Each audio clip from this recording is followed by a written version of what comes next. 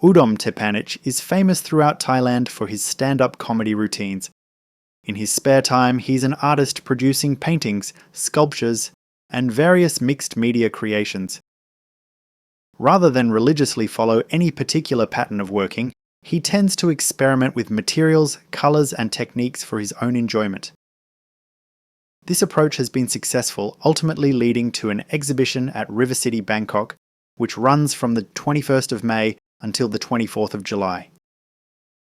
Entry is free.